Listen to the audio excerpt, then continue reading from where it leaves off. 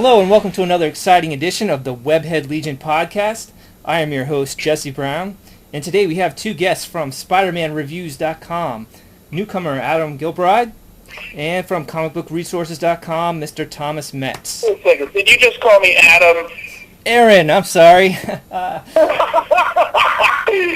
the other guy. Sometimes we have Adam Zenobi on the show, so I get you guys a little confused, but I love that guy, man. He's cool. today's episode, we're going to be talking about Spider-Man, Superior Spider-Man, issues 9 and 10, as well as Dan Slott, selfishly imposing himself into the Spider-Man mythos. So first, I'd like to start by introducing a good friend of mine, which we've already introduced, Aaron, not Adam. Hey, everyone. Yeah, my name is Aaron. I'm just happy to be here. Thank you, Jesse, for having me, man. It's an honor. I'm just part of the Webhead Legion, which I consider all these rabid Spidey fans on the internet and also just on the world, He's a huge icon for a reason. Yeah. So, hello, everyone, and thanks for having me. And hi, Tom. I'm really excited to be talking to Thomas, too. He's definitely, I've read a lot of his stuff online as well, so good talking with you, too, man. Aaron, can you tell us how you first got into Spider-Man? Well, like 3 years ago, I just marathoned all three titles, the original titles of Spider-Man for the first 20 years, and I was getting eerie remembrances of certain issues, especially the very first time I got eerie, because I've read Spidey my whole life,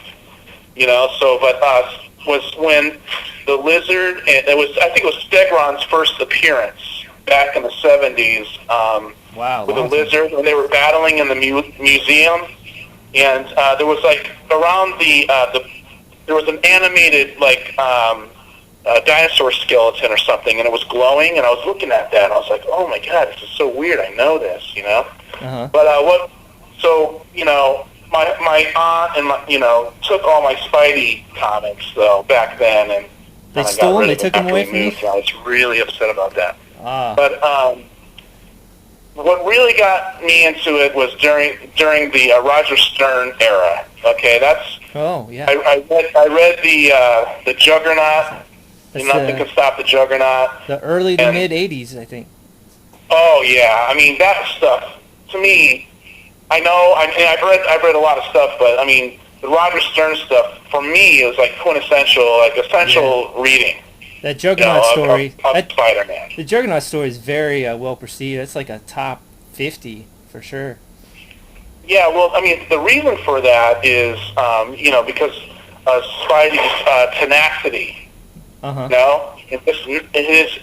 And how he'll never give up. Right on. That him fighting the Juggernaut was just epic. Yeah. And also, all these other stories too. I liked the Brad Corporation story a lot. That left a really big impression on me. With the one with Tarantula and Will-O-the-Wisp? Yeah, him fighting the Will-O-the-Wisp, that stuff just gives me shivers, even talking about it.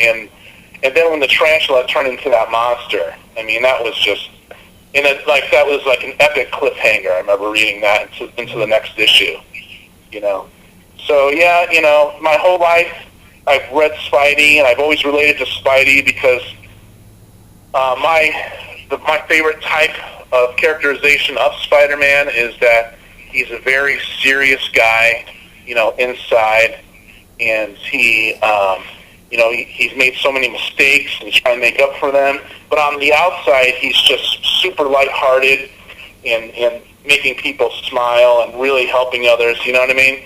Yeah. For some reason, that's that archetype for me is just important. It was important for me for some reason.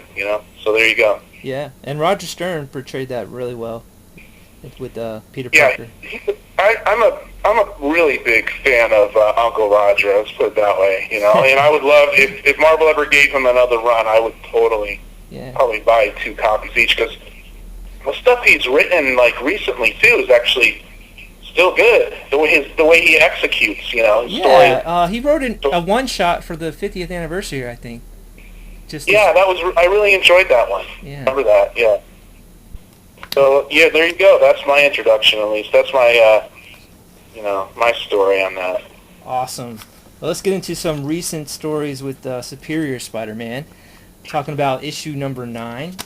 Very epic issue, groundbreaking. Tom, would you like to give us a rundown on the events of issue number 9?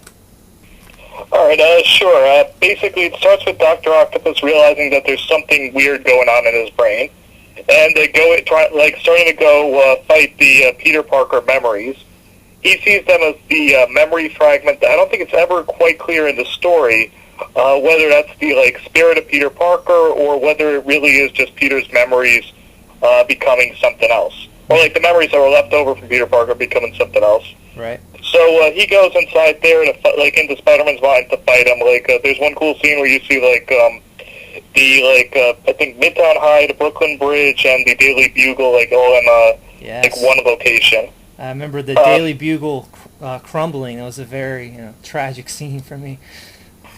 Yeah, and that as the story progresses, Peter starts losing memories since Otto's going inside it's a lot like the Eternal Sunshine of the Spotless Mind, that film, just when the memories start disappearing. Mm-hmm. Peter tries to summon together his supporting cast to help him out. Dr. Octopus summons the classic mostly Lee Ditko villains to help him to fight against Spider-Man. And then basically when Peter loses everything, he becomes Spider-Man, then Doc Ock becomes Spider-Man, they fight. Dr. Octopus starts gaining the rhetorical advantage, noting the ways in which he's better than Spider-Man, or that he sees himself as better than the Peter Parker Spider-Man. And Peter tries to fight, but it seems to all his memories disappear. The screen it fades to black, and then Otto Octavius starts announcing that he's Peter Parker's gone, and Otto Octavius is free. So I want to ask Aaron, what was your initial reaction to issue number 9? Were you upset? Were you devastated? My initial reaction was, holy cow, here's the real Spider-Man back. Yeah. Especially when Peter pulled his face off, and it was Spider-Man, the Amazing Spider-Man. That was pretty cool. And I'm like, yes, but then to see him totally just crumble in the end there, and the blackness coming around him like that really, really upset me. I was like, what? Yeah. You've got to be kidding me. But I want to say also that the Stegman art here is just so freaking good. I'm a huge fan of Stegman. Epic. I mean, I love his art. Yeah, that's probably his best work. Mm. Yeah, his best work. Yeah, and his Scarlet Spider was really good, but I'm digressing there. Just the conversation between the two of them too, was really visceral. Yeah. But it also shows that Ock is still a villain. You know what I mean? Who is he to take someone's life, and say that he earned it? He didn't earn that life. And he comes right out in his arrogance and says that. Just because the crime rate is lowered, but so he makes a case for it, Right. But at the end there, Peter points out his hypocrisy. Mm-hmm. But then, yeah, because of that moment of weakness, in which Dr. Octopus, when he was in possessing the body and trying to save that girl, right?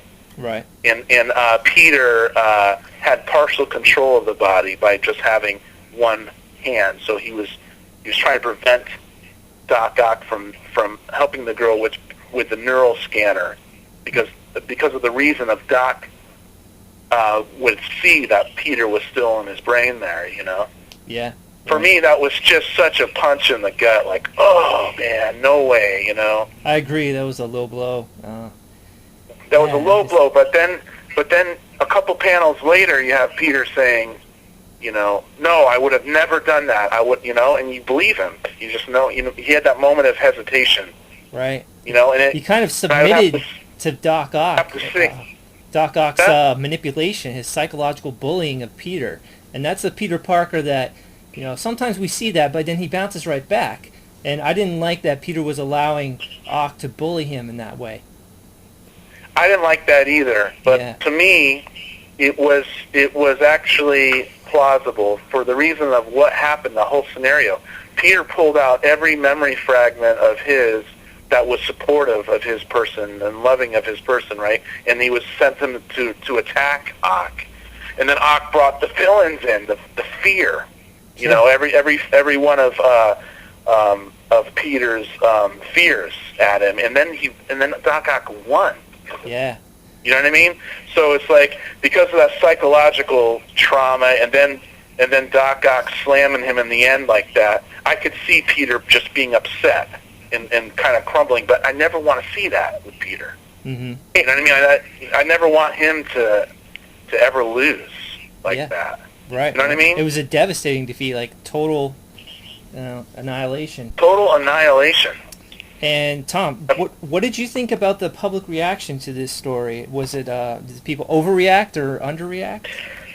Well, I think the main controversy was the scene where Otto basically gets Peter to admit that for the briefest of seconds he may have endangered the life of a little girl.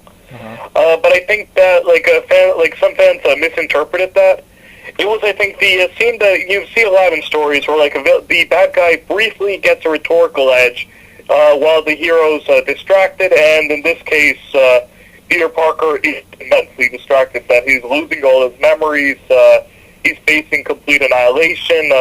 It's not exactly the state of mind for a coherent argument, and that he still starts quickly fighting back.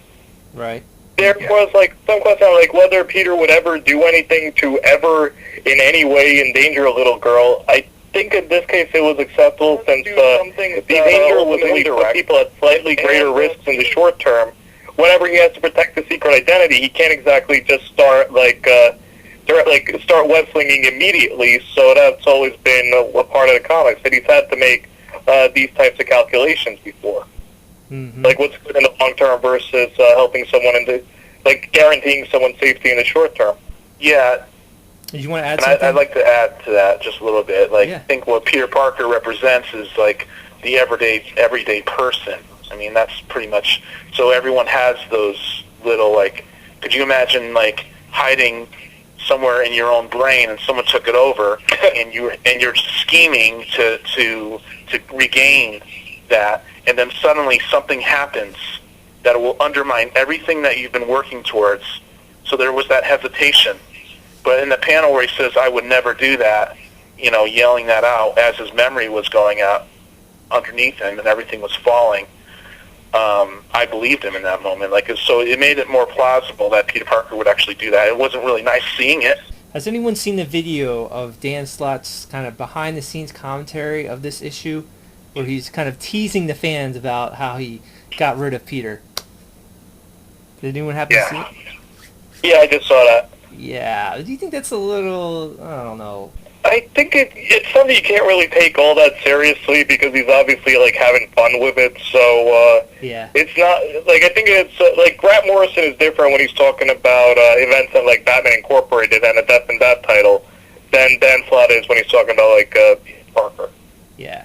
He really seems a little bit mean-spirited when he's teasing the fans that way about, I'm destroying everything you love and changing it around, and you can't do anything about it. But keep reading. You kind of just want to strangle him a little bit, but then you still like the guy because he is a good writer. Yeah, I don't know. I think, do you want him to explain that, okay, everything's safe, that don't worry about it, Peter Parker will be back at issue 22, here are the next beats of the stories? No, I mean, no one expects him to do that, but still, the provoking of the fans, the constant provoking is a little strange, a little offsetting, but I guess it sells comics. It does build controversy. Yeah, that's pretty much what it is, isn't it? Mm-hmm. And I wouldn't really want to be in his shoes. You know how many freaking people out there are just so upset right now? But, I mean... Yeah, but and then he provokes them further with things like this, which I think is funny, but interesting. It's cheap in a way.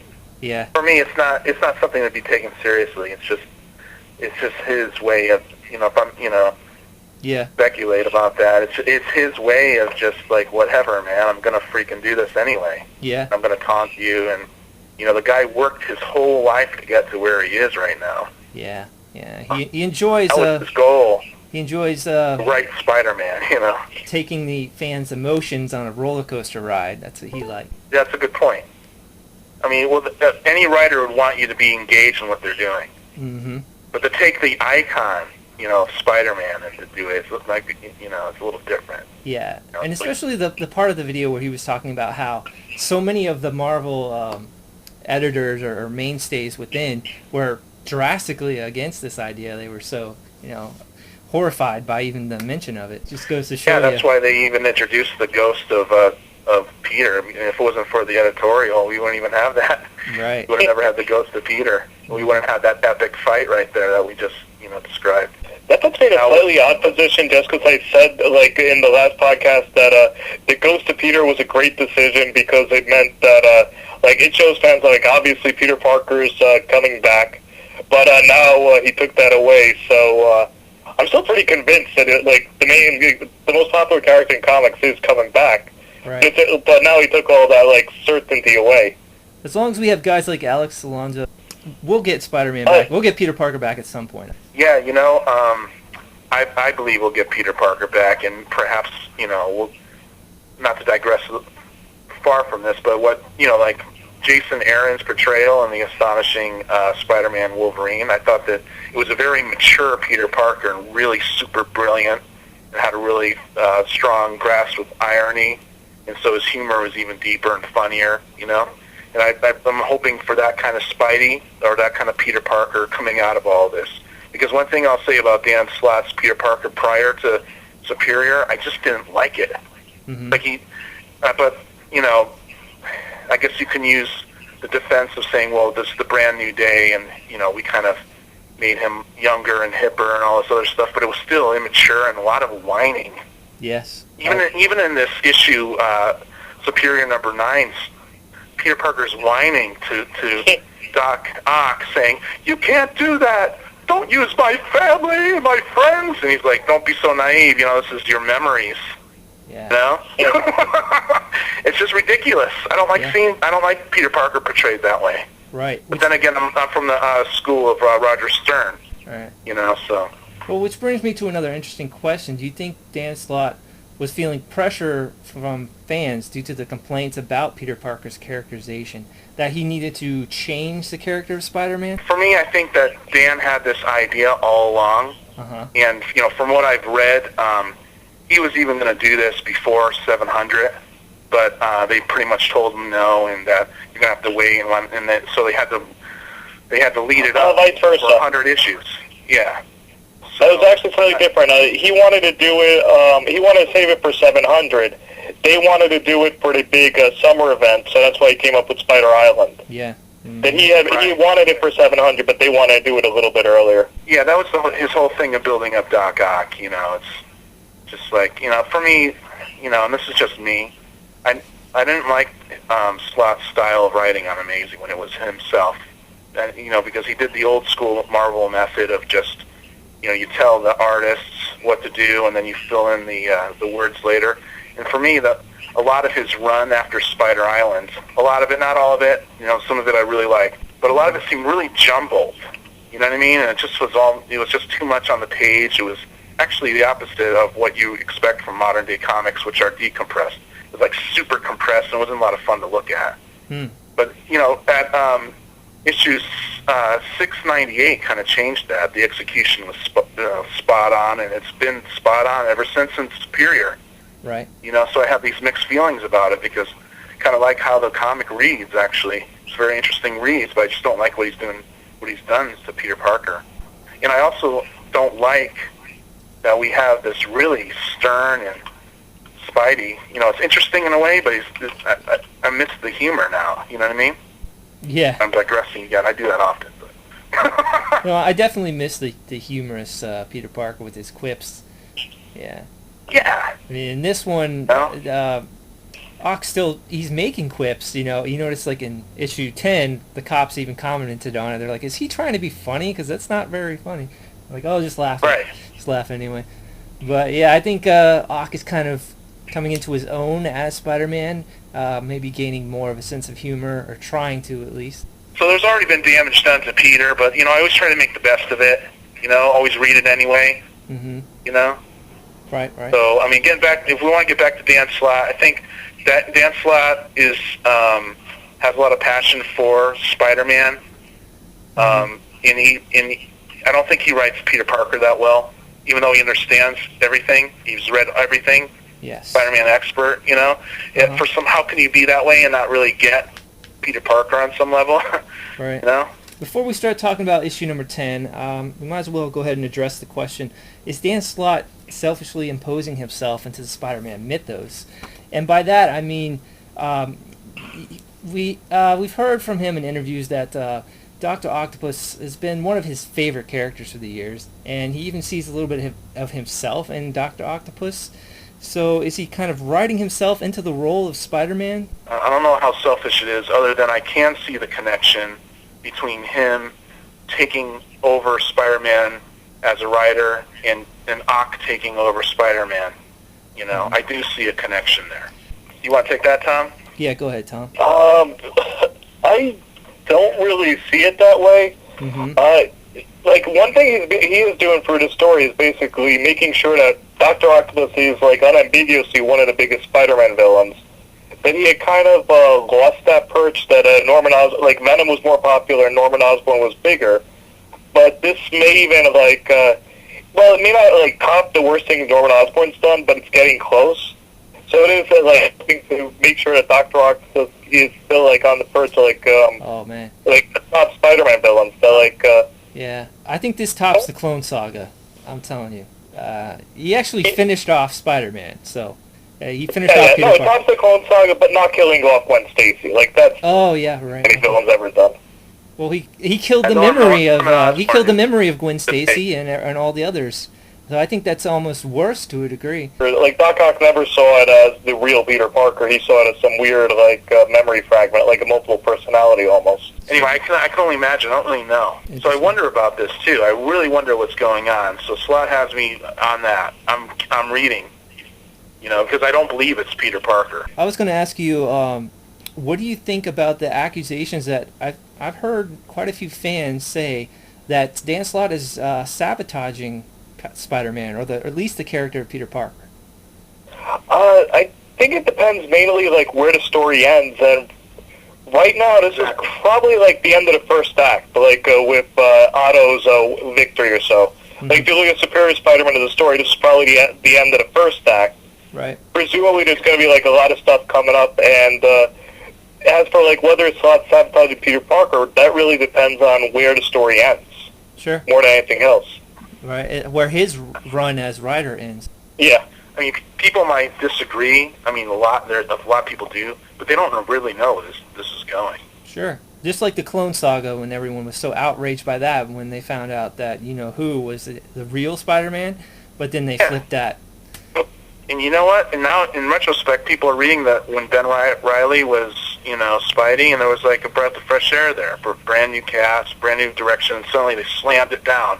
Right. And destroyed it. I think at one time when the Clone Saga was that the writers didn't really know where the story was going. Oh, yes. Marketing kept changing the direction. Many times. So Superior Spider-Man's kind of different in that I think Slott has a big end game in mind. Although we don't really know what the end game is. Let's just hope we don't get a new executive and he decides to totally change the plans of whatever the writer has designed. Well, Jesse, let me ask you this: What is it that's really upsetting you about this so far? It's not so much me, it's the other fans. I know the majority of fans are starting to get really upset about Peter Parker totally being removed from Spider-Man. And, obviously they're threatening to completely stop reading or paying attention to Spider-Man. And I think it's bad overall for the popularity or the character. And it's getting harder to talk to people about Spider-Man and them, being able to enjoy it with you. Right. Because, you start to hear more and more complaints from people. But this is pretty outrageous to some people. But as Tom pointed out, we don't know where this is going to land. Mm-hmm. The best thing to do is, if it's, just go for the ride.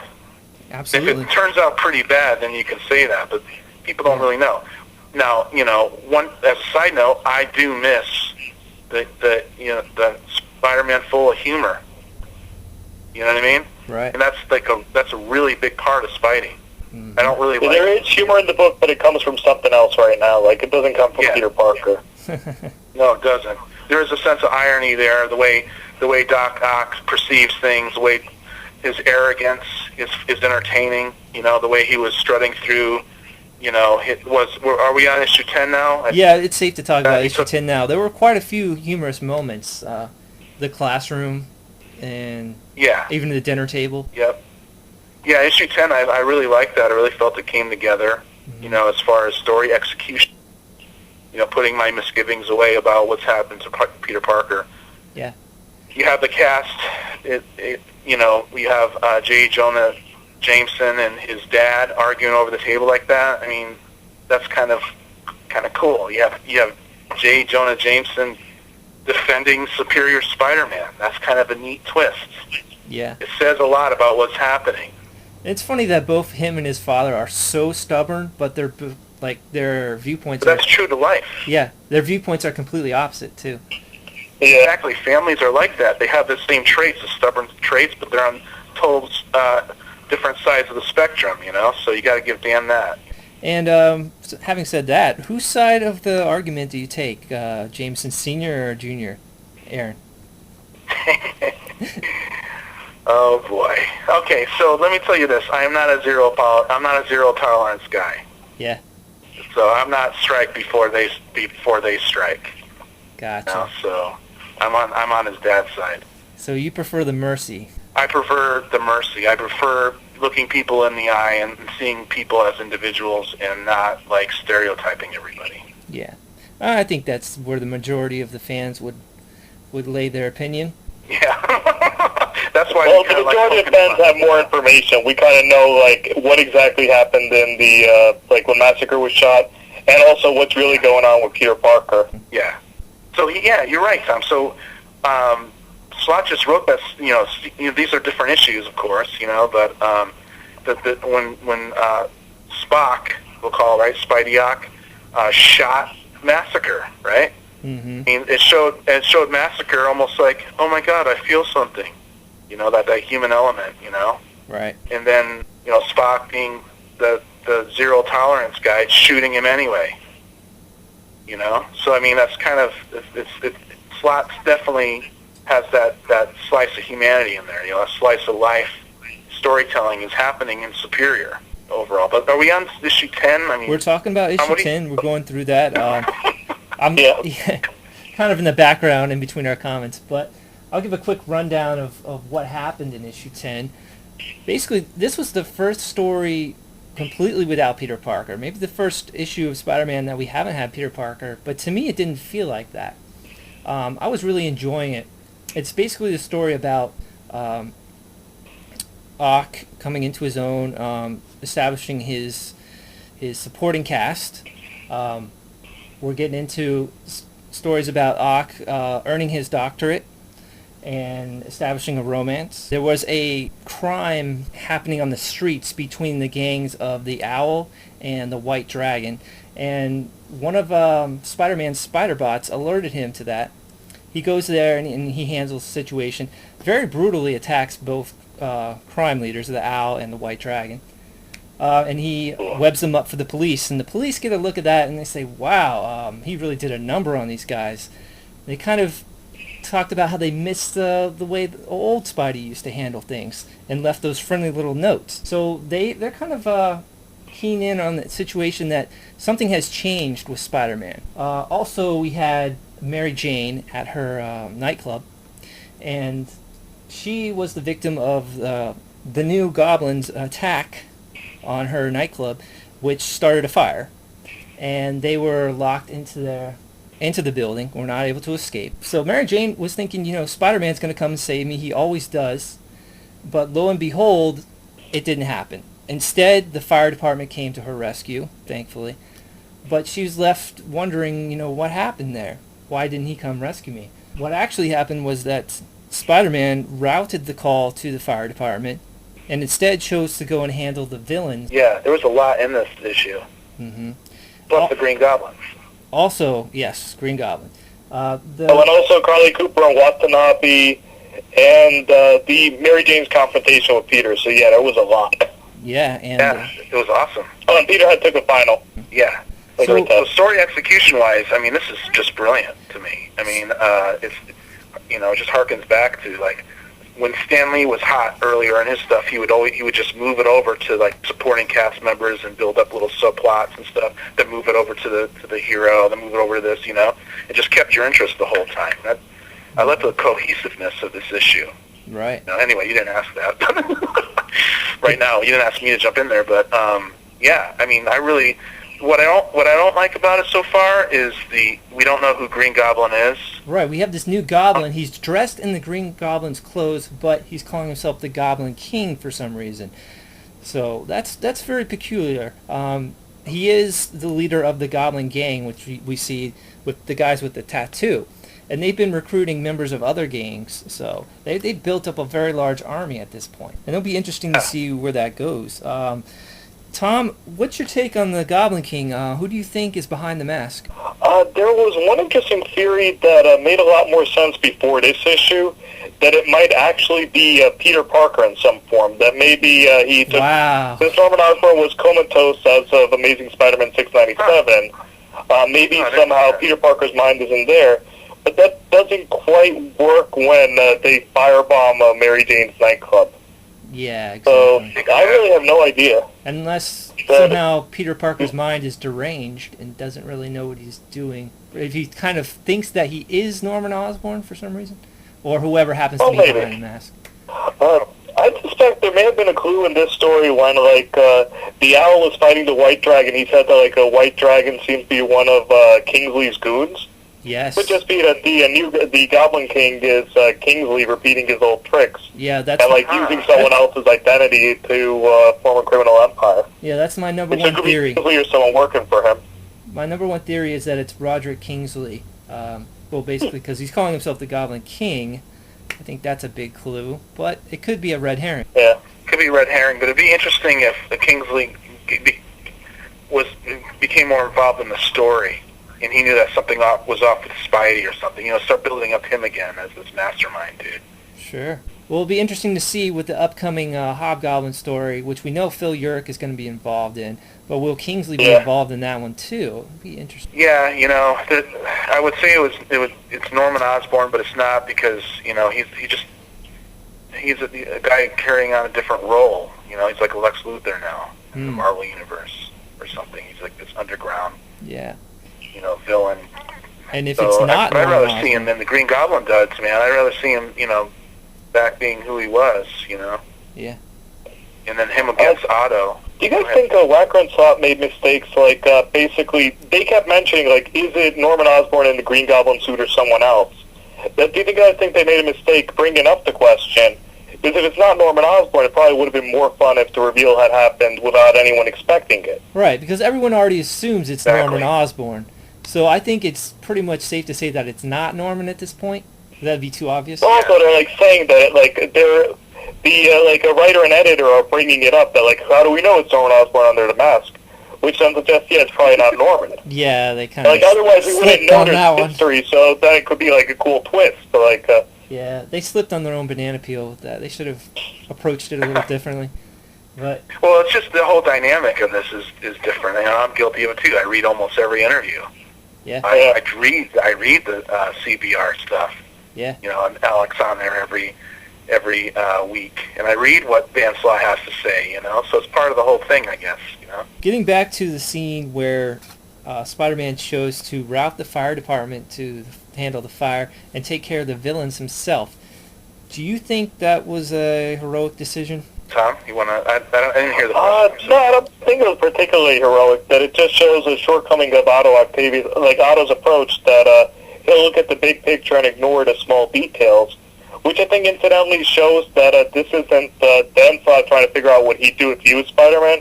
Because Dan Slott seems to be a guy who sweats the small details, like obsesses over that stuff. Right. I think that was a very good contrast there. What was the question again? Well, do you think it would? Well, okay. I said, do you think it was a heroic choice for Spider-Man to route the fire department to the fire and take care of the criminals himself instead of the opposite way? But what I was really asking was, even though it was more efficient to do it the way he did it, would a true hero do something like that? That's really hard to answer that. What's heroic? Exactly. If you're going to go, it's all relative. Yeah.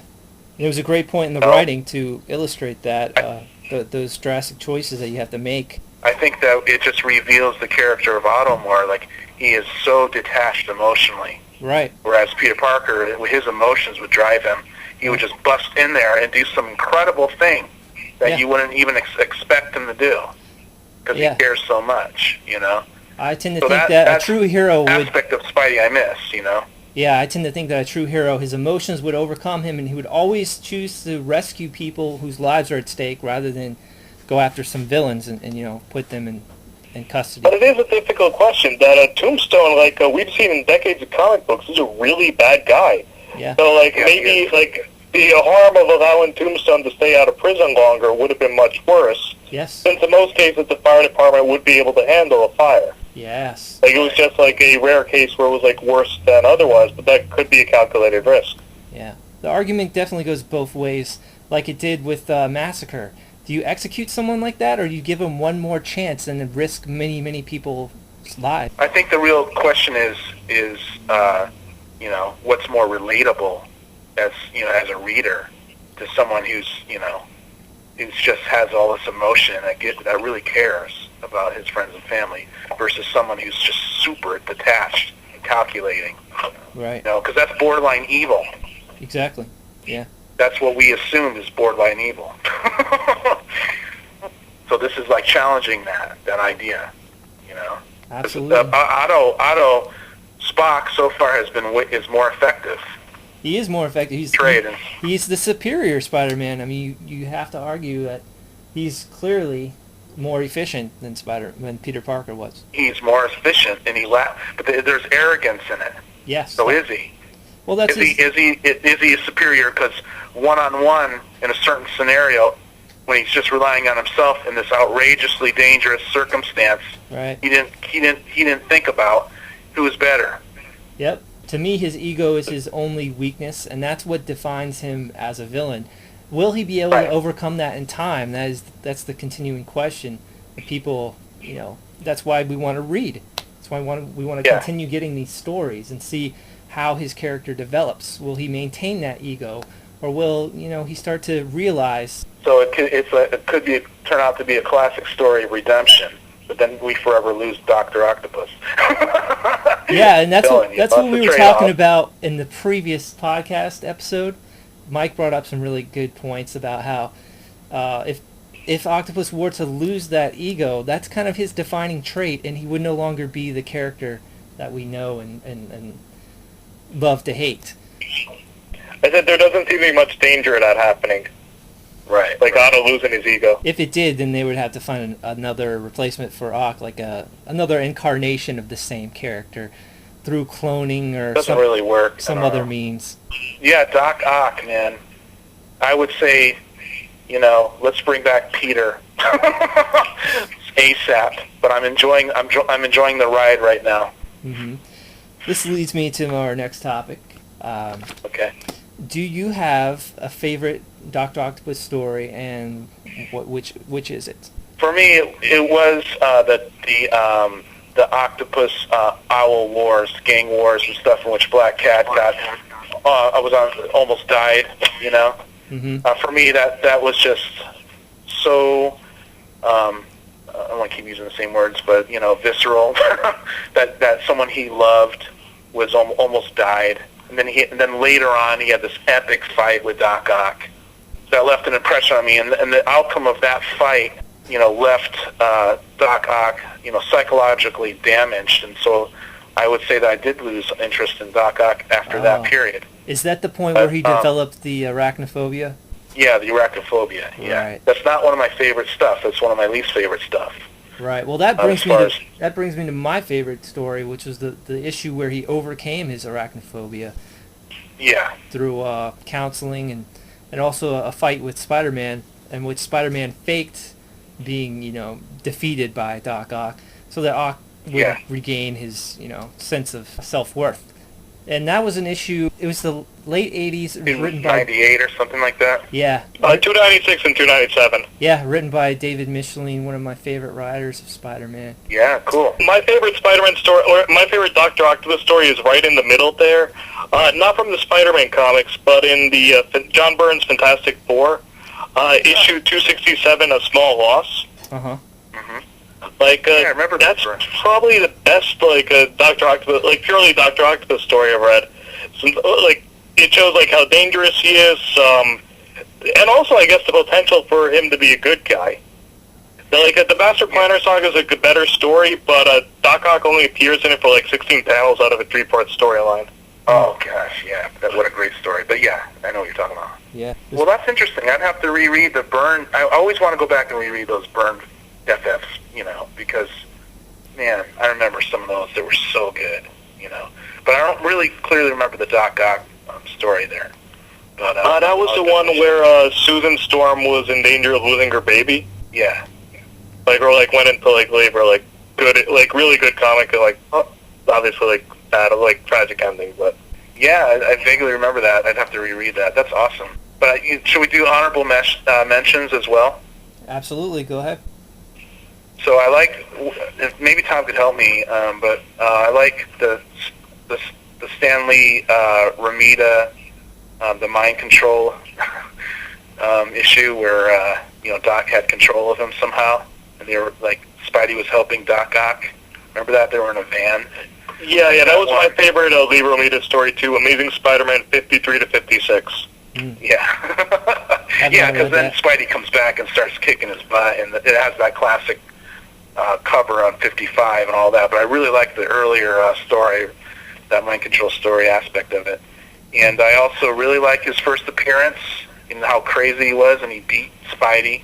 Spidey went after him for the very first time and lost. How about the one where he married Aunt May, or almost married her? Yeah, I like that one too. With There's this- a lot. There's so much stories of Dr. Octopus that's really good. With this ring, I the web. I remember that on the What's that? on the cover issue, or on the cover of that issue. Yeah, with the ring. Yeah, that pun. Oh, Bad by God. two. So bad, but so good. It's so bad but so good. Yeah. Yeah. One thing about Superior, though, I'll add is that it is re-sparked my interest in Dr. Octopus more. Mhm. Like the Ends of the Earth arc did not, because I didn't like. For me, story execution is important. It's just so important, and I think over time in this never-ending story of comic books, what gets culled and referenced to are the better stories that were executed. Besides the classic ones that started it all, but the story execution, is always, people are going to go back to that. Those are fan favorites, therefore those are always part of continuity. I have a question that I bet Tom could answer. Before Dan Slott even took over, what was the direction with Dr. Octopus? What was going on with him? I know JMS was writing. I think his last appearance was in a Sakasa issue, like tying to Spider-Man Unmasked. My science teacher is Spider-Man, which was in the point of view of one of Peter's students who found out that his teacher was right after during Civil War and Spider-Man Unmasked. So, Dr. Octopus attacked Midtown High, and that probably showed one of the reasons that during Brand New Day, rebuilding the Rogues Gallery was such a priority. That it was a one-off story where Dr. Octopus was just became a punching bag, like someone who menaces the hero for one issue in someone else's story, and then gets his ass kicked. So you could argue that he wasn't really being used very well at that point. Read too many stories of that, There was I don't remember which title, but I just remember Wolverine cutting off Doc Ock's arms, no problem, Yeah. Just people kicking his butt all the time, Yeah, I think it was a problem before the Brand New Day era that Dr. Octopus, Vulture, and the Rhino were the villains who were just punching bags often, just someone to show what a routine day in the life of Spider-Man is like. But when you have a Spider-Man Dr. Octopus fight in the background, then it's not a big deal. It means that his next appearance in a regular story isn't a big deal, unless they figure out a way to make him more dangerous, which I think Slott succeeded at. Yeah. Yeah, I would say that too. I think there was a mistake by JMS or whoever was writing him at that time, underutilizing or even downplaying the threat level of Dr. Octopus, and It's a good thing that Slott was able to revamp him and make him the epic villain that he is. I'm just looking forward to Peter Parker coming back, to be honest, but hopefully changed from all of this, where he's not a whiner anymore. You know what I mean? That's what I'm hoping for. Right. And with that, we will leave you and thank everyone for listening. Please continue to listen and visit SpidermanReviews.com, where you can read my reviews, Tom's reviews, and Aaron's reviews. Also stop by on Facebook, Spider-Man group, the Spider-Man fan page, as well as the Webhead Legion. And with that, I will leave you with the famous words of Ben Parker: with great power must come great responsibility. Thanks for watching.